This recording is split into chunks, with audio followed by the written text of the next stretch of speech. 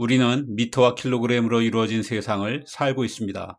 키가 몇 센티미터이고 몸무게가 몇 킬로그램인지, 서울에서 부산까지는 몇 킬로미터이고 자동차의 무게는 몇 톤인지 등 길이와 무게가 모두 미터와 킬로그램의 단위를 써서 표현됩니다. 이 도량형은 거의 전 세계에서 통합니다. 현재 미터와 킬로그램을 공식적으로 채택하고 있지 않은 나라는 미국, 라이베리아, 미얀마 세 나라뿐입니다. 미국은 영국식을 개조한 그들만의 야드와 파운드를 씁니다. 아프리카의 라이베리아는 미국 해방루의 출신들이 만든 나라라 미국식 도량형을 사용합니다. 특이하게도 미얀마는 여전히 전통의 도량형을 고수하고 있습니다. 영국의 식민 지배를 받은 영향으로 야드와 파운드도 혼용하지만 대세는 전통 방식입니다. 하지만 제국 단위계를 만든 영국은 물론 미국의 과학계도 이 미터법을 쓰고 있으니 미터가 전 세계에서 사용된다고 해도 틀린 말은 아닐 것입니다. 지구상에 다양한 문화와 언어가 존재한다는 것을 생각하면 전 세계가 미터와 킬로그램으로 통일된 것은 상당히 놀라운 일입니다. 오늘날의 우린 미터와 킬로그램을 무심하게 사용하지만 그 과정은 정말 쉽지 않았습니다. 특히 이 단위계의 가장 기본인 1미터와 1킬로그램이 얼만큼의 길이이고 얼만큼의 무게인지 정하는 게 난제 중에 난제였습니다. 이를 위해 과학자들은 때론 목숨의 위협을 받아야 했습니다. 그리고 그 정밀함을 위해 지금도 계속되고 있는 과학자들의 분투를 1, 2부로 나누어 다뤄봅니다. 먼저 미터와 킬로그램이 생기기 전의 도량형에 대해 알아봅니다. 인류가 정확히 언제부터 측정 활동을 시작했는지는 알 수 없습니다. 다만 농경생활로 사람이 모여 살고 마을을 만들고 상거래를 하면서 자연스럽게 길이, 무게, 시간 등을 잴 필요가 생겼을 겁니다. BC 3, 4천년경 이집트 메소포타미아 등의 문명 발상지에선 길이를 잰 기록이나 막대자 같은 도구들이 발견되었습니다. 사회 규모가 커지면 커질수록 정확한 측정의 필요성도 따라 커졌습니다. 무엇보다 세금을 잘 거두어야 해서입니다. 오랜 세월 우리의 측정 체계는 부족한 점이 많았습니다. 일단 도량형이 통일되지 않아서 나라마다 혹은 마을마다 단위가 달랐습니다. 같은 단위라도 측정이 일관되지 않아서 사람마다 값이 다르기도 했습니다. 통일되지 않은 도량형은 마을이나 나라 간에 꼭 필요한 거래마저 힘들게 했습니다.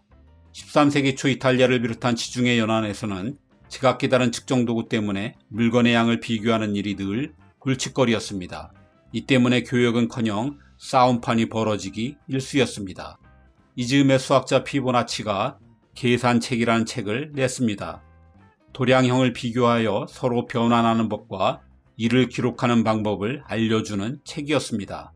이 책은 오늘날 아라비아 숫자를 서양에 전해준 것으로 유명합니다. 그런데 그 뒷배경에는 도량형의 혼돈이라는 문제가 있었고 오늘날 빌 게이츠의 PC 혁명에 비견되는 산술 혁명을 일으켰다는 평가를 받고 있습니다. 귀족들은 들쭉날쭉한 도량형을 악용하곤 했습니다. 중세의 소장농은 추수가 끝나면 곡식 일부를 세금으로 내야 했습니다.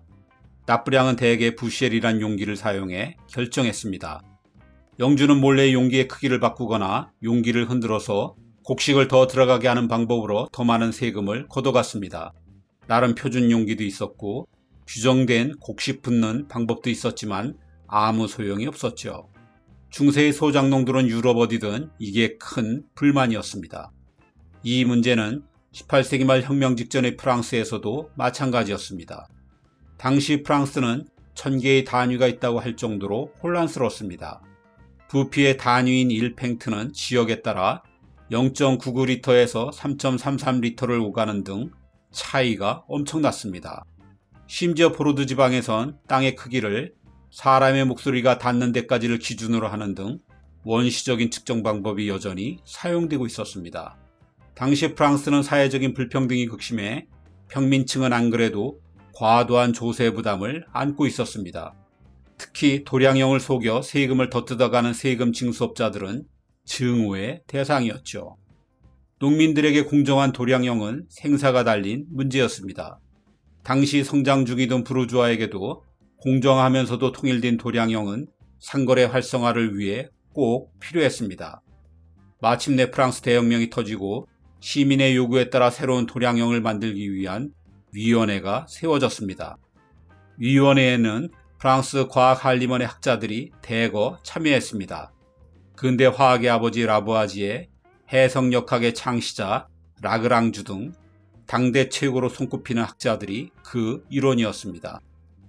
위원회는 무엇보다 새 도량형이 단위를 쉽게 변환할 수 있어야 한다고 생각했습니다. 그래서 십진법 체계에 맞춰서 1000배를 의미하는 킬로, 100분의 1을 의미하는 센트 등을 만들었습니다. 그렇게 하여 1km는 1000m, 1m는 100cm 등 단위를 바꿀 때마다 0을 몇 개 덧붙이거나 빼면 되게 했습니다. 이전의 변환에 비하면 정말 말도 안 되게 단순해진 것이죠. 미터 외에도 무게의 단위인 킬로그램이나 부피의 단위인 리터도 이때 만들어졌습니다. 위원회는 이 모든 단위가 서로 연관성을 갖도록 했습니다. 그래서 0.001 세제곱미터의 물의 무게를 1kg으로 부피를 1리터로 하기로 했습니다. 이제 남은 건 1m를 무엇으로 정의하냐는 것입니다. 이게 정해지면 킬로그램이나 리터가 무엇인지도 자연스럽게 정해질 것입니다. 가장 중요한 만큼 과학자들을 가장 어렵게 한 것도 바로 이 1m 정하기였습니다. 일부에선 당시 파리에서 흔히 쓰던 린이란 단위를 기준점으로 삼자는 의견도 있었습니다. 하지만 위원회는 인간이 만든 것이 아닌 자연에서 불변의 것을 찾도록 의견을 모았습니다. 기준에 대한 난상 토론 끝에 최종적으로 정해진 게 적도에서 북극을 지나는 자오선의 길이를 재고 이것의 1000만분의 1의 길이를 1m로 한다는 것이었습니다. 이 길이는 대략 지구둘레의 4분의 1이니까 결국 이 말은 지구둘레를 4만 킬로미터로 정하자는 것과 비슷한 말입니다. 현대의 미터의 정의가 변화함에 따라 이 길이가 조금 바뀌었지만 여전히 지구둘레가 4만 킬로미터에 아주 가까운 것은 이때 정한 기준 때문입니다. 이렇게 미터가 무엇인지는 정해졌습니다.